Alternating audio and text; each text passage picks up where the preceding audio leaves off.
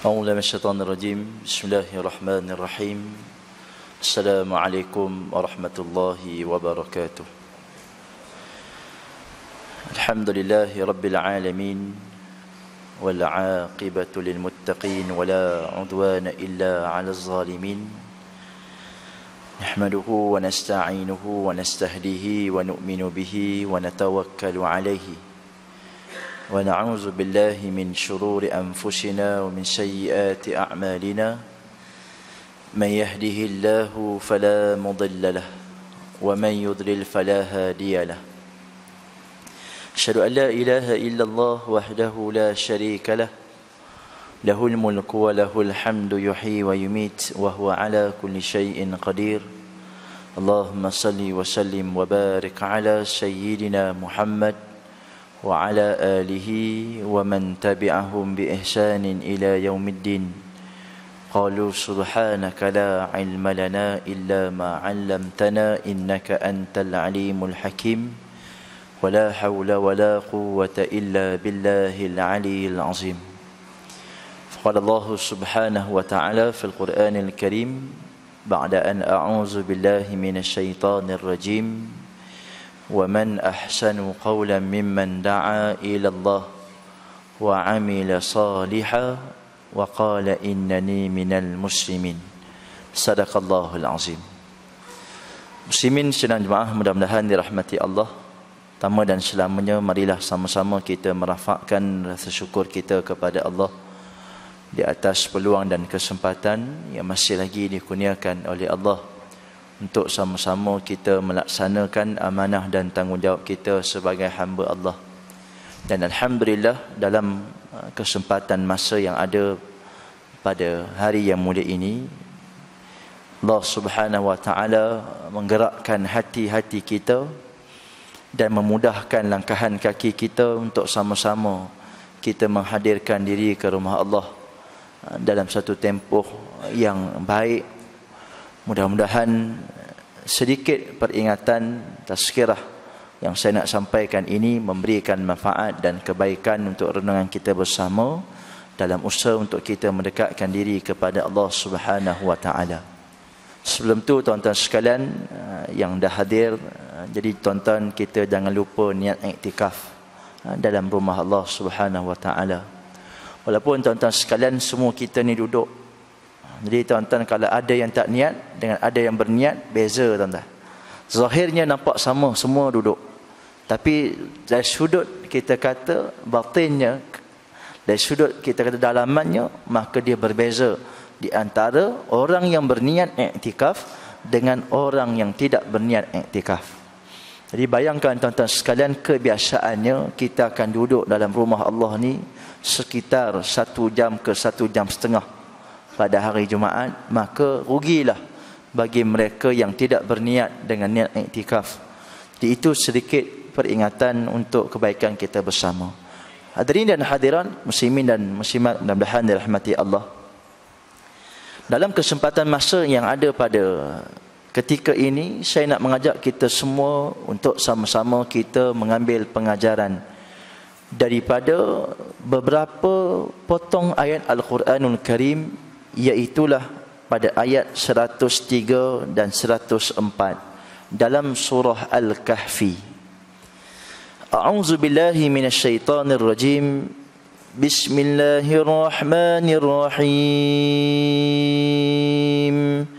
Qul hal nunabbi'ukum bil akhsarina a'mala الذين ضل سعيهم في الحياة الدنيا وهم يحسبون أنهم يحسنون صنعا.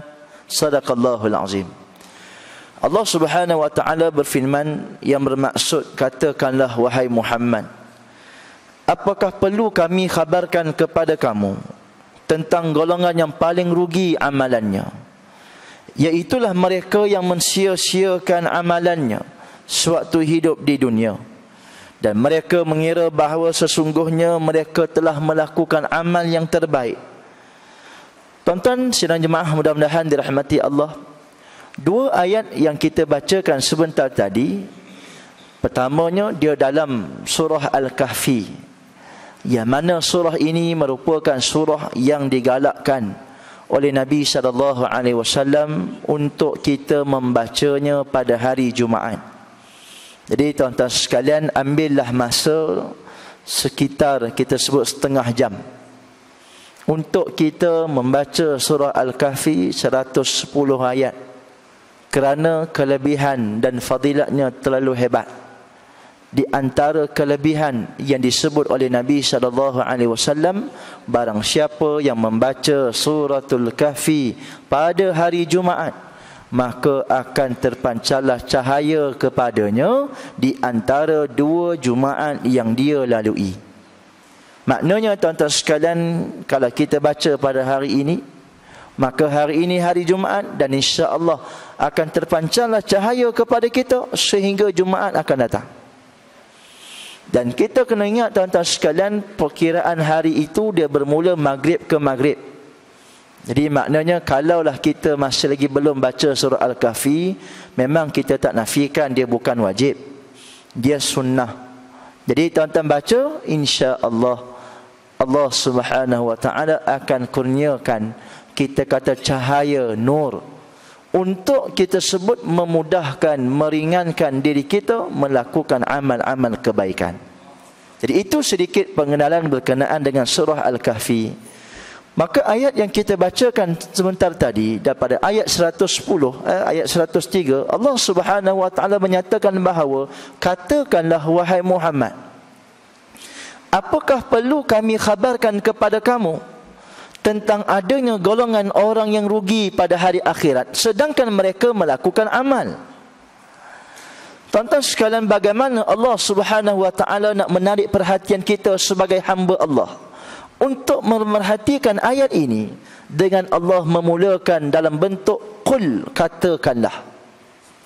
Maknanya Allah Subhanahu wa taala nak menegaskan, katakanlah wahai Muhammad, sebagaimana Allah menegaskan qul huwallahu ahad, qul a'udzu birabbil falaq, qul a'udzu birabbin nas.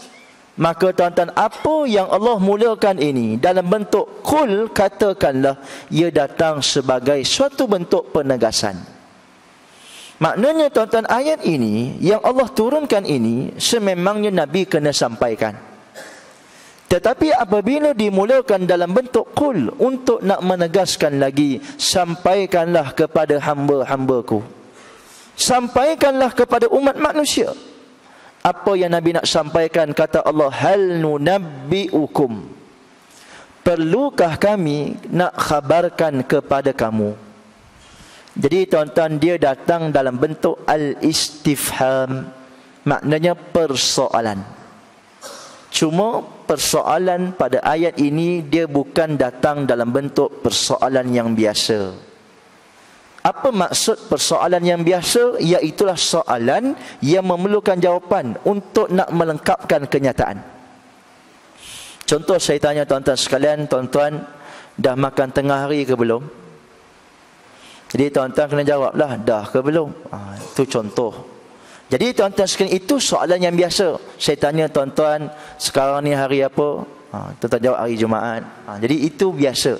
Tetapi yang luar biasa, iaitulah soalan ini dia datang dalam bentuk yang tidak berkehendakkan kepada jawapan. Walaupun Allah Subhanahu wa taala menyatakan bahawa hal nunabbi'ukum, perlukah kami, ataupun kita sebut adakah perlu kami nak khabarkan kepada kamu. Bila kita baca ayat ini tuan-tuan sekalian, Allah tak nak dengar jawapan kita ya ataupun tidak. Jangan tuan-tuan pandai-pandai, saya tak nak dengar. Sebab Ustaz tanya hal nunabbi'ukum, nak tahu ataupun tidak, nak khabar ataupun tidak, kita pun jawab tak nak. Dia bukan macam tu. Jadi hal nunabbi'ukum bermaksud al-istifham, al-istinkari, bermaksud soalan yang datang dalam bentuk penegasan, dalam bentuk Allah Subhanahu wa taala nak menegaskan apa yang Allah nak sampaikan. Maknanya tuan-tuan, kadang-kadang kita tanya tapi kita tak nak perlukan jawapan, kita nak bertegas. Takkan tak tahu lagi? Kita tanya. Ya, saya tak tahu, bukan maksud itu. Kita nak tegaskan bahawa apa yang kita nak sampaikan ini satu perkara yang besar. Maka bagaimana satu pendekatan yang Allah guna pakai dalam ayat ini, pastinya untuk nak menarik perhatian kita sebagai hamba Allah untuk perhatikan ayat ini. Allah menyatakan bahawa qul hal nunabbi'ukum bil akhsarina a'mala. Allah sebut, tuan-tuan sekalian, perlukah kami nak khabarkan kepada kamu tentang adanya golongan orang yang rugi walaupun mereka melakukan amal. Tuan-tuan lihat ayat ini, pastinya dia satu perkara yang besar. Sebab apa kita sebut, tuan-tuan, perkara ini perkara yang besar? Kerana dia menyalahi, kita kata, fitrah ataupun menyalahi perkara yang biasa. Kalaulah ayat ini datang dalam bentuk kata-kata, kata Allah Subhanahu wa taala, katakanlah wahai Muhammad, perlukah kami khabarkan kepada kamu tentang adanya golongan orang yang rugi sedangkan mereka melakukan maksiat, melakukan kejahatan. Jadi tuan-tuan, kalau kita dengar ni, kita tak pelik. Sebab sifirnya orang yang buat jahat, orang yang buat maksiat, kebarangkalian untuk mereka menjadi golongan orang yang rugi terlalu tinggi.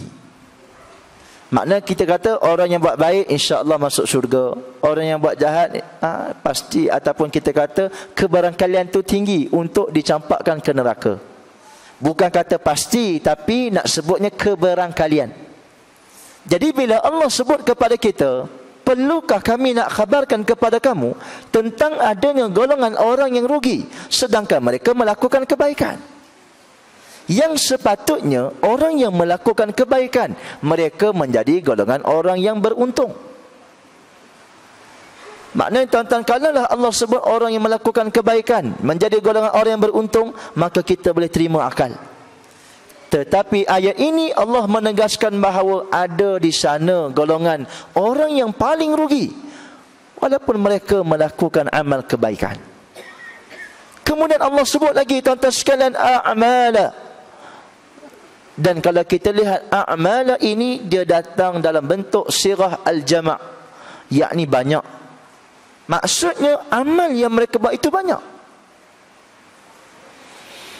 Dalam erti kata yang lain, ayat ini Allah Subhanahu wa taala nak menarik perhatian kita sebagai hamba Allah.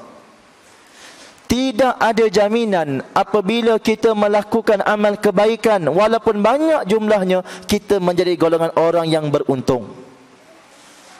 Sebaliknya kata Allah, berkemungkinan juga ada orang yang melakukan kebaikan yang banyak, mereka menjadi golongan orang yang rugi. Dan para ulama menyatakan bahawa bil akhsarin, paling rugi ni dia merujuk kepada rugi pada hari akhirat. Dan sesungguhnya kita mesti memahami bahawa keadaan rugi di dunia dia tidak sama dengan keadaan rugi di akhirat. Kalau kita sebut rugi di dunia, kita sebut, tuan-tuan sekalian, kebiasaannya manusia ni biasa rugi. Kalau kita sebut orang meniaga, jadi tuan-tuan, orang meniaga ni kalau dia tak rugi tu bukan orang meniaga lah biasanya. Walaupun dia dah berjaya sekali macam mana hebat pun, tanya dia, tuan-tuan sekalian, dia akan kongsi pasti satu hari dulu dia pernah rugi. Jadi tuan-tuan, rugi di dunia ni perkara yang kita kata biasa. Dan kalau sekiranya Allah uji kita rugi di dunia, dia bukan bermakna rugi buat selama-lamanya. Tuan-tuan tengok orang meniaga pasar malam sebagai contoh. Mungkin tuan-tuan hari ni hujan lebat sebagai contoh, dia jual air. Mungkin bila tanya dia, cik, untung ke rugi hari ni? Dia kata, rugi lah Ustaz, air banyak lagi. Jadi tuan-tuan, rugilah. Tapi tuan-tuan, insya-Allah kalau esok takdir Allah tiba-tiba panas terik, habis tuan-tuan sekalian air dia. Maka tanya dia, cik, hari ni rugi ke untung? Dia kata, alhamdulillah Ustaz, hari ni untung. Jadi maknanya apa, tuan-tuan sekalian? Untung rugi di dunia tu satu perkara yang biasa. Tetapi hadirin sekalian, bila Allah sebut dalam ayat ini bil akhsarina a'mala, rugi di sini merujuk pada rugi akhirat. Dan rugi akhirat bermaksud mereka akan dicampakkan ke dalam neraka. Makanya tuan-tuan sekalian, ini satu perkara yang besar. Bila melibatkan persoalan syurga dan neraka, dia bukan persoalan yang kecil, dia bukan persoalan yang remeh, tetapi dia persoalan yang besar. Maka sebab itulah, ini di antara perkara yang Allah nak tarik perhatian kita semua untuk melihat bagaimanakah kedudukan kita pada hari ini. Allah Subhanahu wa ta'ala mengingatkan kepada kita tentang adanya golongan orang yang rugi pada hari akhirat. Dan rugi di sini bermaksud dicampakkan ke dalam neraka Allah Subhanahu wa ta'ala. Jadi tuan-tuan, itu berkenaan dengan ayat 103. Seterusnya Allah Subhanahu wa ta'ala berfirman, alladzina dhalla sa'yuhum fil hayatid dunya wa hum yahsabuna annahum yuhsinuna sun'a.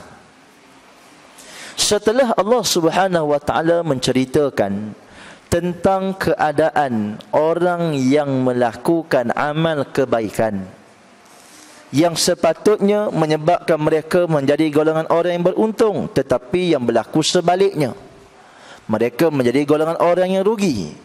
Lalu pada ayat yang seterusnya, ayat 104, Allah Subhanahu wa ta'ala menceritakan tentang sifat-sifat mereka, ciri-ciri mereka. Jadi tuan-tuan, setelah Allah cerita bagaimana keadaan orang yang rugi walaupun mereka melakukan amal kebaikan, maka Allah menceritakan bagaimanakah sifatnya, bagaimanakah cirinya. Yang pertama kata Allah, alladzina dhalla sa'yuhum fil hayatid dunya. Kata Allah Subhanahu wa ta'ala, mereka ini merupakan golongan orang yang telah pun mensia-siakan amalan mereka hidup di dunia. Hadirin sekalian, kita hidup di dunia ni dalam keadaan kita melakukan amalan.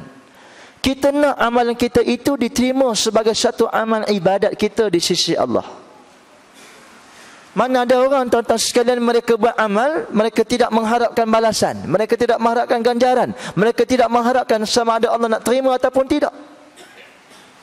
Adakah tuan-tuan sekalian kita mari pada malam, pada pagi ini, pada tengah hari ini, dalam keadaan kita tidak mengharapkan Allah terima amal kita? Maka kita pun tak kisah, kalau Allah terima pun tak apa, tak terima pun tak apa. Jadi tuan-tuan, kalau ada orang itu, dia pelik sikit lah. Sebab tuan-tuan, kita melaksanakan amal ini dalam keadaan kita tak nak amal kita tu jadi sia-sia. Sia-sia bermaksud, hadirin sekalian, Allah tak nilai sebagai suatu amal. Dan Allah sebut dalam banyak ayat Al-Quranul Karim untuk perhatian kita bersama tentang adanya golongan orang yang melakukan kebaikan, tetapi kebaikan yang mereka buat itu jadi sia-sia saja. Tentang rujuk dalam surah Al-Furqan, Allah Subhanahu wa ta'ala berfirman, a'udzu billahi minasyaitonir rajim, wa qadimna ila ma 'amilu min 'amalin faja'alnahu haba'an manthura. Kata Allah Subhanahu wa ta'ala, pada hari akhirat Allah akan bentangkan segala amal yang kamu buat. Dan amal-amal ini tuan-tuan sekalian, Allah akan bentangkan. Lalu kata Allah Subhanahu wa ta'ala, faja'alnahu haba'an manthura. Allah jadikan amal kamu itu seumpama debu-debu yang berterbangan. Apa maksud tuan-tuan debu-debu yang berterbangan? Ulama sebut la qimata laha, tidak ada nilai pun padanya. Bermaksud amal itu jadi sia-sia.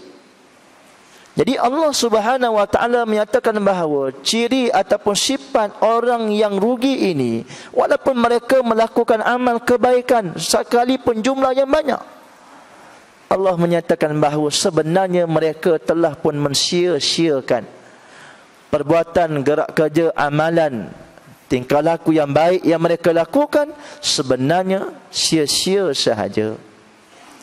Kemudian Allah sebut lagi, setelah mereka itu sifatnya mensia-siakan kebaikan amalan yang mereka buat, maka Allah menyatakan bahawa wahum yahsabuna annahum yuhsinuna sun'a. Kata Allah Subhanahu wa ta'ala, golongan ini juga sentiasa merasakan bahawa wahum yahsabun, mereka senantiasa merasakan bahawa apa yang mereka buat itu merupakan suatu amal yang terbaik. Maknanya tuan-tuan sekalian, sifat orang yang rugi ini Allah menyatakan bahawa hidup mereka di dunia itu dalam keadaan mereka merasakan bahawa apa yang mereka buat itu sudah pun yang terbaik amalnya. Yang ni tuan-tuan sekalian kita kena jaga sungguh-sungguh. Kalau kita nak bahas tuan-tuan sekalian, ini merupakan di antara penyakit yang ada dalam hati manusia, yang disebut sebagai al-amrad fil jins. Penyakit-penyakit yang ada dalam hati manusia, yang ada dalam diri manusia. Dan ulama menyatakan bahawa penyakit-penyakit ini tuan-tuan sekalian biasanya ada, semua ada. Tinggal lagi tuan-tuan sekalian bagaimanakah keadaannya. Kita sebut tuan-tuan, kalau kita nak kata macam bakteria. Bakteria ni tuan-tuan sekalian sama ada dia aktif ataupun tidak. Jadi penyakit yang ada dalam manusia ni tuan-tuan sekalian sama ada kita nak aktif ataupun tidak. Dan bagaimana kita sebagai hamba Allah dalam kita melakukan amal kebaikan, sebagaimana yang dinyatakan oleh Allah Subhanahu wa taala sifat orang yang rugi pada hari akhirat. Wa hum yahsabuna annahum yuhsinuna sun'a. Mereka merasakan bahawa amal yang mereka buat itu merupakan amal yang terbaik. Yang ni tuan-tuan kita kena jaga. Dalam kita melakukan apa jua amal kebaikan di atas muka bumi Allah Subhanahu wa taala, kita jangan melihat kepada orang yang lebih sedikit amal berbanding dengan kita. Sebagai contoh tuan-tuan sekalian, katakanlah kita berazam nak hafal Al-Quran 30 juzuk. Maka kita pun tekad, kita pun berazam. Takdir Allah umur kita tahun ni 60 tahun. Jadi tuan-tuan baru timbul kesedaran nak hafal Quran. Jadi nak buat macam mana Allah takdirkan begitu. Apa pun tuan-tuan sekalian, alhamdulillah kita kata ada juga kesedaran nak menghafal Al-Quran. Jadi ringkas cerita, bila dia nak hafal ni tuan-tuan sekalian, dia pun tanya kawan dia. Kawan dia umur 65 tahun. Dia tanya, Haji hafal Quran dah berapa juzuk dah?